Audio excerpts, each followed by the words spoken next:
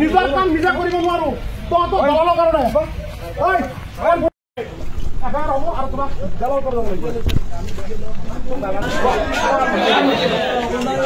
অফিচৰ ফালৰ পৰা এফআইআৰ কৰিব লাগিব।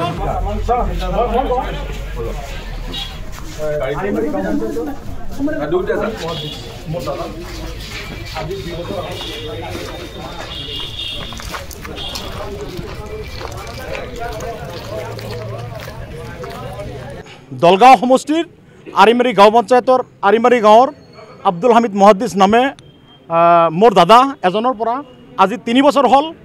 এখেত হ'ল এইখন অফিচত দালালি কৰা নাম্বাৰ 1 দালাল। এখেতে ইয়াৰ নাম হ'ল আবুল কাছেম।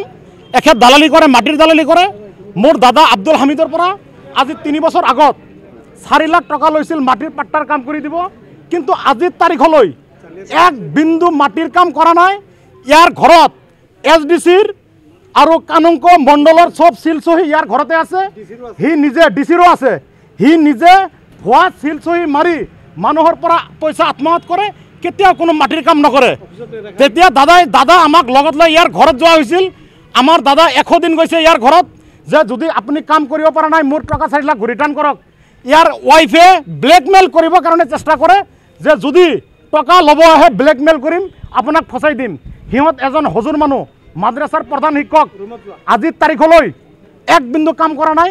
এদিন আমি সেই গাঁৱৰ মানুহ দাদাক লগত লৈ এইখন অফিচত আহিলোঁ যে ঠিকে আছে, মই যদি কাম কৰি দিব পৰা নাই তেতিয়াহ'লে মোৰ এটা ৰুম আছে, মোৰ ঘৰৰ লগতে ৰুমটো মই এগ্ৰিমেণ্ট কৰি আপোনালোকক দি দিম। এই দাদাৰ পইচা মোৰ নামত ৰুমটো কোৰ্টত যায়। এখেতে নিজে 5 বছৰৰ কাৰণে এগ্ৰিমেণ্ট কৰি দিছে। এতিয়া আমি ৰুমটো বিচাৰি আছোঁ।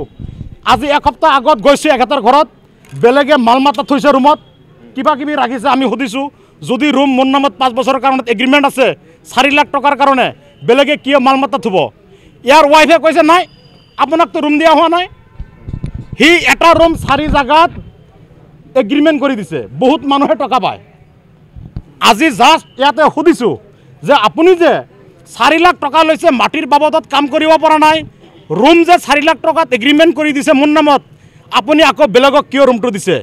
সি ফটককৈ গৰম হৈ উঠিছে, আপোনাকতো ৰুম দিয়া হোৱা নাই, আপুনি নিজে স্বীকাৰোক্তি কৰিছে নে নাই? মোৰ দাদাৰ পৰা 4 লাখ টকা লৈছে মাটিৰ কামত, লিখিত দিছে। একত এজন হ'ল ভুৱা দালাল। আজি মই এই নিউজ যোগে জিলা প্ৰশাসনক, জিলা আয়ুক্ত মহোদয়ক কাটৰ আহ্বান জনাব বিচাৰোঁ। এই দলগাঁও চাৰ্কল অফিচত এনেকুৱা ধৰণৰ দালালি আৰম্ভ হৈছে। অৰিজিনেল খেতিয়কে, অৰিজিনেল মাটিৰ মালিকে কোনো এটা কাম কৰিব পৰা নাই। কাৰো কাম নহয়, দালাল নোহোৱাকৈ কোনো কাম নহয়।